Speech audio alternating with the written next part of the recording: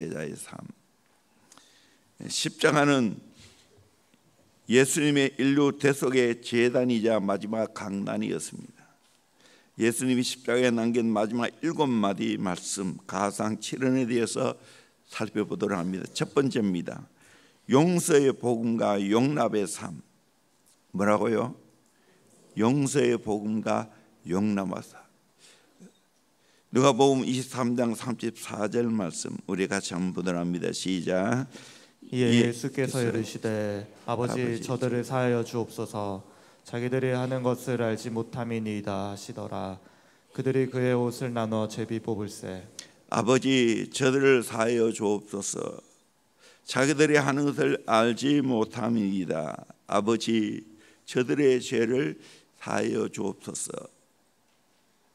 예수님은 자신이 십자가에 못 박힌 자신을 십자가에 못 박은 사람들을 용서를 구하고 있습니다. 십자가 위에서도 우리 인간을 생각했습니다. 못 박는 죄인을 생각하고 그들의 죄를 사하여 달라고 기도했습니다. 얼마나 놀라운 것입니까?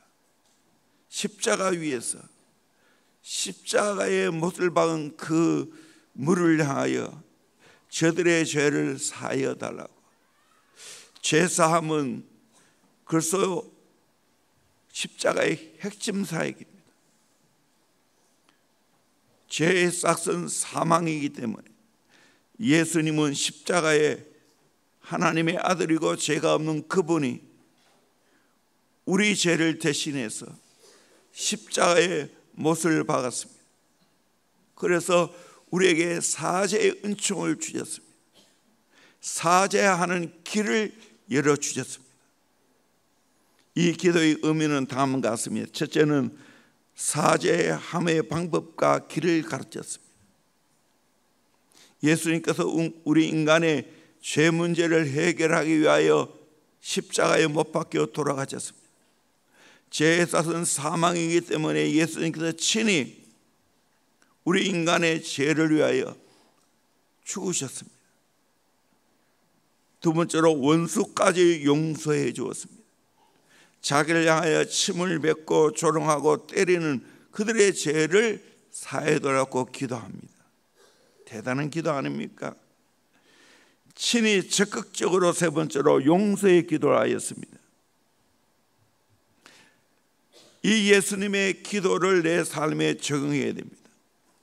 나도 예수님 닮아서 어떤 사람이든지 용서하고 용납해야 됩니다. 가장 나를 힘들게 하는 사람들까지 품어야 됩니다. 아무리 사람이 나를 힘들게 해도 예수님처럼 당했습니까? 예수님은 지금 십자가에 그 고통을 당하시고 십자가에 달리셨습니다. 예수님보다 더 억울합니까? 예수님보다 더 고통을 당했습니까? 그렇다면 우리는 예수님처럼 용서해야 됩니다. 용납해야 됩니다. 어떤 사람이든지. 예수님을 닮은 한 분이 계셨죠. 바로 스데반입니다. 사도행전 7장 60절에 무릎을 꿇고 크게 불러 이르되 주여 이 죄를 그들에게 돌리지 마옵소서, 이 말을 하고 자니라. 자기를 향하여 돌을 던졌던 그들, 그래서 지금 죽음 직전까지 갔는데도 불구하고 주여 이 죄를 그들에게 돌리지 마옵소서 하고 스데반은 용서했습니다. 그렇다면 우리가 용서 못할 사람이 어디 있겠어요? 왜 부부 사이에 용서를 못합니까? 형제 간에 왜 용서를 못합니까? 우리는 이 말씀을 통해서 용서하고 용납하는 제자의 삶을 살아가야 돼요. 제가 결혼식 할 때마다 건면할 말씀이 있습니다. 결혼 생활은 3할은 정열이고 7할은 용서라고. 아무리 사랑하는 사이라도 정열은 오래 안 가요. 저처럼 40년 넘어보세요. 그런 젊을 때 정열이 있는가? 없어요. 그렇게 하면 사람 죽습니다. 결국 용서하며 사는 거예요. 용납하며 사는 거예요. 다 용납이 돼요. 두 번째로 구원의 복음과 믿음의 삶입니다. 예수님은 강도들과 함께 못 박혔습니다. 그중 한편 강도는 자신을 기억해 달라는 기도를 하지요. 제가 어제 저녁에 말씀을 했습니다. 누가복음 23장 41절 이하의 말씀을 같이 보도록 합니다. 시작. 우리는 우리가 행한 일에 상당한 보응을 받는 것이니 이에 당연하거니와 이 사람이 행한 것은 옳지 않은 것이 없느니라 하고 이르되 예수여 당신의 나라에 임하실 때 나를 기억하소서 하니 예수께서 이르시되 내가 진실로 내게 이르노니 오늘 내가 나와 함께 낙원에 있으리라 하시니라. 아멘.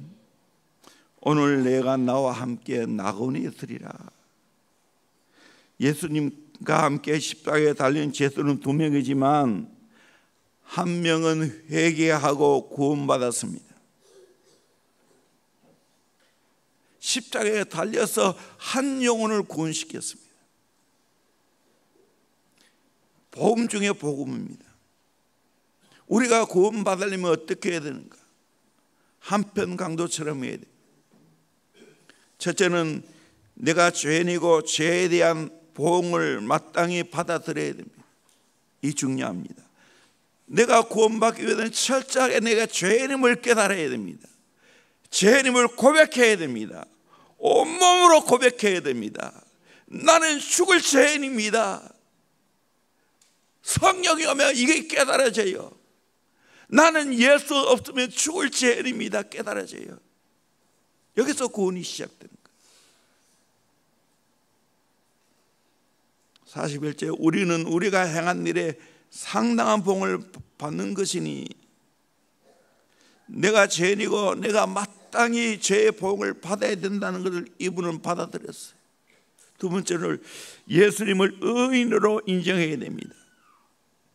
하반절에 41절 이 사람이 행하는 것은 옳지 않는 것이 없느니라 하고 예수님은 옳지 않는 것이 없는 의인이라는 겁니다.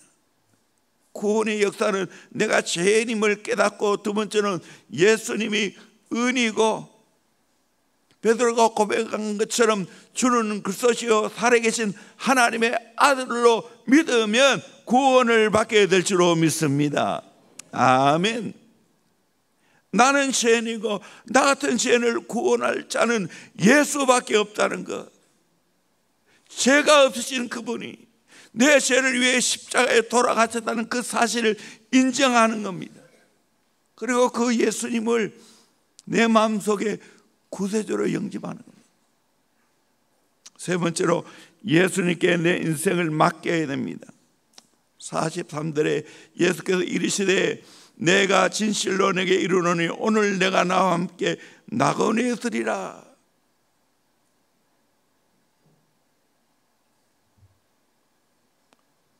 당신의 나라에 임할 때에 나를 기억해 달라는 그 간절한 기도를 예수님이 받으시고 오늘 내가 나와 함께 낙원에 있으리라 선언해 주었습니다. 낙원 파라다이스 천국을 말하죠. 페르시아인들에게는 넓은 울타리를 두른 보호받는 땅으로 사냥터와 공원이 있고 그늘지고 좋은 물이 흐르는 곳으로 사냥하기 좋은 야생 동물이 있는 곳입니다. 기쁨의 땅을 말합니다. 후기 유대인들에게는 부활 때까지 경건한 영혼들이 거하는 처소라고 합니다. 십자가에 달려 죽음을 당하고 악하고 망가진 인생이라 할지라도 내 마음을 열고 내가 죄인임을 인정하고 예수님이 나의 구세주라는 것을 믿고 내 영혼을 맡기면 저 영원한 하나님 나라에 입성하게 될 줄로 믿습니다. 아멘. 이 말씀은 절망 상태에 빠진 자에게 희망을 주는 말씀입니다. 그가 무도한 자라 할지라도 살 길을 열어주는 말씀입니다. 진심으로 회개하는 자에게 축복을 주시는 말씀입니다. 예수님이 땅에 오신 목적이 뭡니까? 누가복음 19장 10절에 인자가 온 것은 잃어버린 자를 찾아 구원하려 함이니라. 예수님은 십자가에 달려서도 한평강도를 구원하는 역사를 일으켰습니다. 오늘 저와 여러분들도 이 사실을 깨닫고 예수님처럼 많은 영혼을 구원하는 귀한 삶을 살아갈 수 있기를 주의 이름으로 축원합니다. 세 번째로 효도의 복음과 사랑의 삶입니다. 우리 요한복음 19장 26절 27절 말씀 같이 봅니다. 시작. 예수께서 자기의 어머니와 사랑하시는 제자가 곁에 서 있는 것을 보시고 자기 어머니께 말씀하시되 여자여 보소서 아들이니이다 하시고 또 그 제자에게 이르시되 보라 내 어머니라 하신대 그때부터 그 제자가 자기 집에 모시니라. 여자여 보소서 아들이니이다 보라 내 어머니라. 십자가 위에서 아래로 보니 육신의 어머니 마리아가 울고 있습니다. 세상에서 가장 슬픈 여인입니다. 아들이 지금 십자가에 못 박혀 돌아가는 그 장면을 목도해야 되니까. 오래전에 예언한 말씀 칼이 내 마음을 찌르듯 하리라는 그 말씀의 예언이 이루어지고 있는 겁니다. 예수님은 그 어머니의 마음을 깊이 헤아렸습니다. 누구도 대체할 수 없는 구속사에 그것을 대신할 수 있는 사람이 없었기에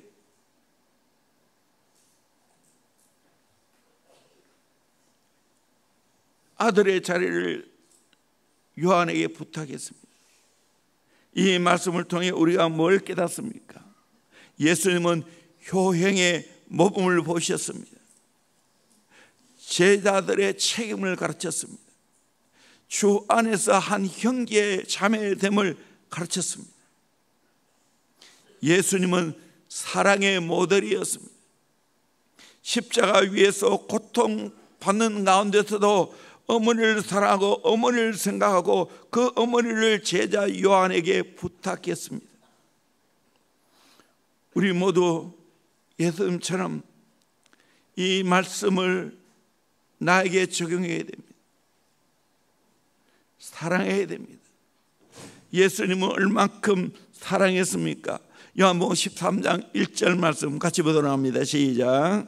유월절 전에 예수께서 자기가 세상을 떠나 아버지께로 돌아가실 때가 이른 줄 아시고 세상에 있는 자기 사람들을 사랑하시되 끝까지 사랑하시니라. 아멘.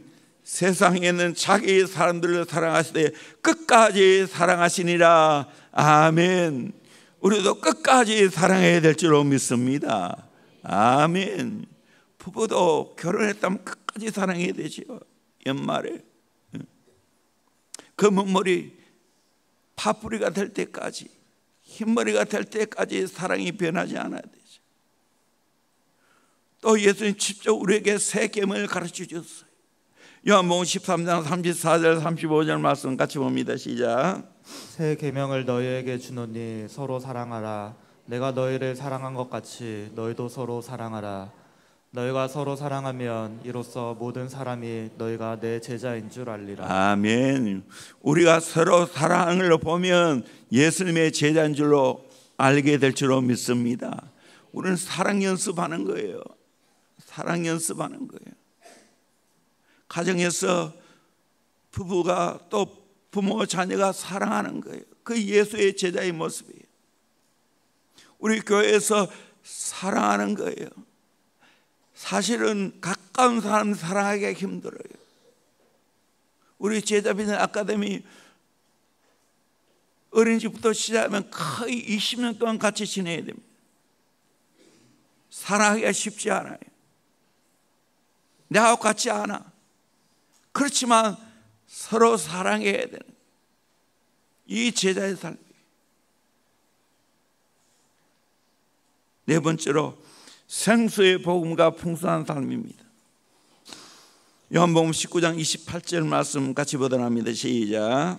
그 후에 예수께서 모든 일이 이미 이루어진 줄 아시고 성경을 응하게 하려 하사 이르시되 내가 목마르다 하시니. 십자가에 달리면서 얼마나 목이 말랐겠습니까? 그 달린 자체가 모든 진행을 다 빼는데, 예수님은 인간이셨기 때문에 갈증을 호소했습니다. 이 목마름이 우리 인생의 목마름을 해결해 주셨습니다.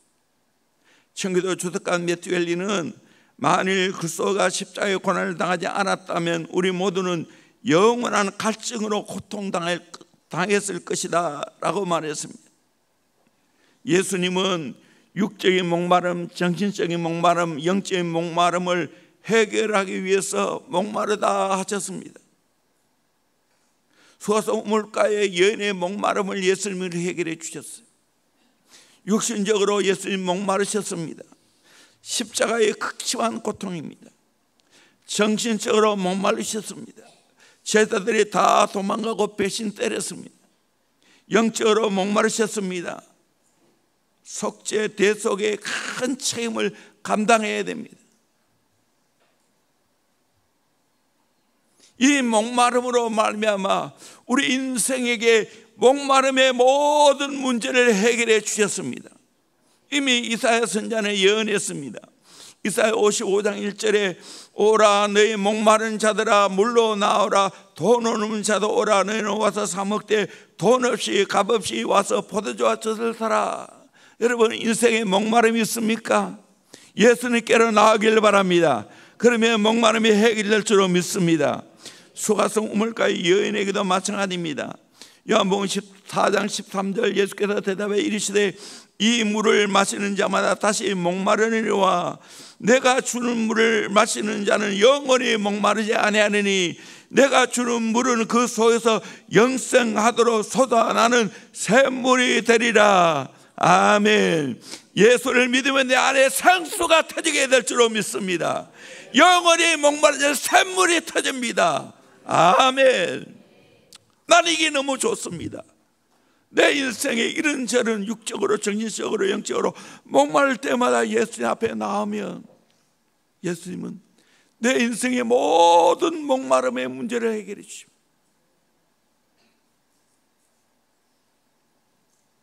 물질의 목마름 또 예수님이 해결해 주셨어. 고린도후서 8장 9절에 우리 주 예수 그리스도의 은혜를 너희가 알거니와 부요하신 이로써 너를 위하여 가난하게 되심은 그의 가난으로 말미암아 너를 부요하게 하려 하심이라. 여러분 예수 제대로 믿어보세요. 가난의 문제가 해결되어집니다. 부요하게 되어집니다. 아멘. 저희 가정 또 대대로 가난한 가정이었어요. 옛날에 대부분 그랬지만 제가 예수 믿고 바르게 살아가니까 이 가난의 문제가 해결되었어요. 저는 우리 가정의 그런 가난 때문에 부채 때문에 고통받는 모습을 보면서 바로 살아야지. 은혜 받고 난 후에 오늘까지 거의 50년 가까이 청빈하게 살았어요. 정말 청빈하게 살았어요. 그러니까 가난의 문제가 해결되었어요.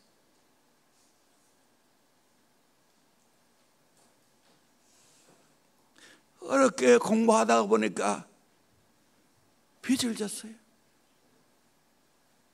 그 빚을 이 사람이 갚기 위해서 얼마나 고생했는지 모릅니다. 나는 이것만 생각하면 내가 지 사람에게 몸둘 바를 모릅니다. 죄인입니다. 감사하고요. 우리 가정의 저주를 알기에 인생 내어놓고 그 모든 저주의 문제를, 가난의 문제를 해결했습니다.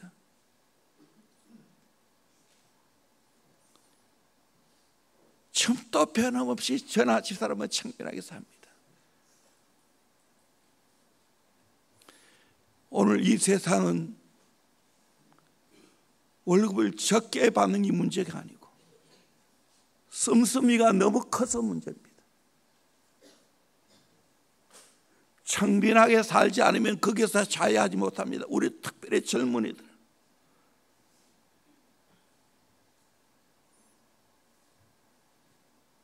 분수에 맞춰 살아가는 훈련을 해야 됩니다. 저는 뼈저리게 정말 부채가 얼마나 무섭다는 걸 알기 때문에 청결하게 살아왔어요. 지금 또 한 달 지나가도 나를 위해 쓰는 것은 거의 없다고 보면 돼요.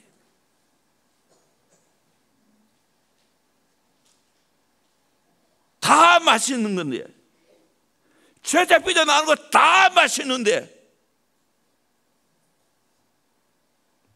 물이 있고 뭐 다 있는데 뭐 좋은 거 찾아? 우리가 지금 먹고 있는 게 최고로 좋은 건데, 세계에서.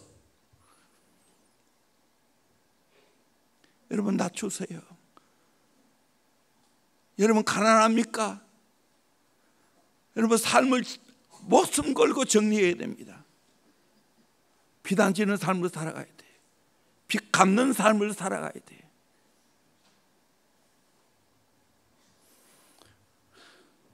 오늘 이 경제시대에 여러분 이거 무너지면 여러분의 인생은 망가집니다. 신앙생활 때 제대로 할 수가 없어요. 돈에 쫄려보세요. 나는 어린 시절에 부모님의 그 돈에 쫄려 살아가는 모습을 보고 너무 어린 마음이 더 가슴이 아팠어요. 이로 인하여 내가 얼마나 고생했고, 물론 부모님의 은혜와 사랑은 있지만 목숨 걸고 여기서 빠져나가려고 힘을 쓰니까 지금은 자유합니다. 넉넉합니다. 매달 저축합니다. 그럼에도 불구하고 정말 나를 위해서는 창빈하게 살아갑니다. 그러면서 또 도울 때는 돕고, 앞으로 노후도 마찬가지고, 저는 내 노후가 도움 받는 인생이 아니라 도움 주는 인생이 되기를 소망합니다. 아멘. 여러분 그렇게 살기를 주의 이름으로 축원합니다. 그런 내가 매일매일 창빈하게 살아가니까 그런 능력과 그런 여유가 생기는 겁니다. 나도 마음껏 쓸락해 보세요.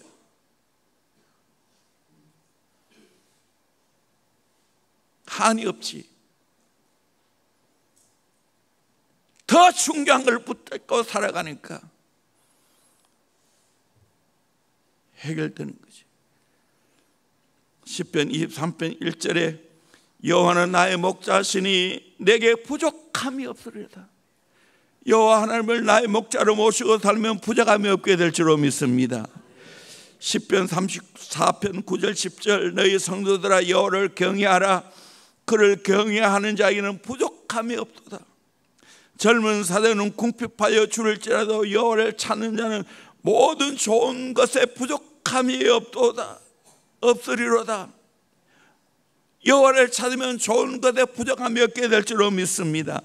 예수님이 오신 목적이 뭡니까? 요한복음 10장 10절에 도둑이 오는 것은 도둑질하고 죽이고 멸망시키는 것뿐이요 내가 온 것은 양으로 생명을 얻게 하고 더 풍성히 얻게 하라는 것이라. 아멘. 예수님이 그렇게 목마르심으로 말미암아, 가난해지심으로 말미암아 우리를 부욕케 하신 줄로 믿습니다. 아멘. 내 인생의 모든 목마름을 해결했습니다.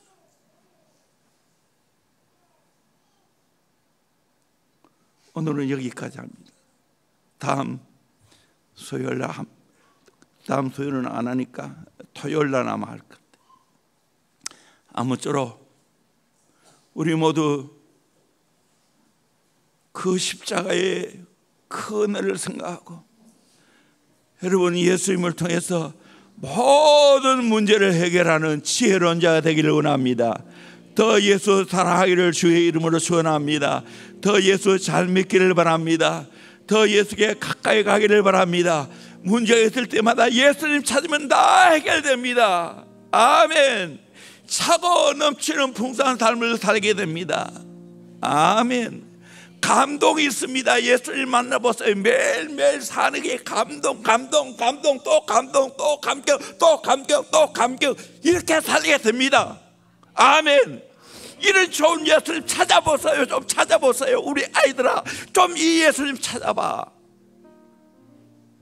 시시한 거 비교하지 말고, 자랑하지 말고, 예수님 자랑하시라고, 예수로 만족하라고, 더 예수 잘 믿기 위해서, 더 예수님 충만하기 위해서 살아보세요. 십자가 주대로 계속 설교했는데 십자가 경험해 보세요. 이 안에 다 있습니다.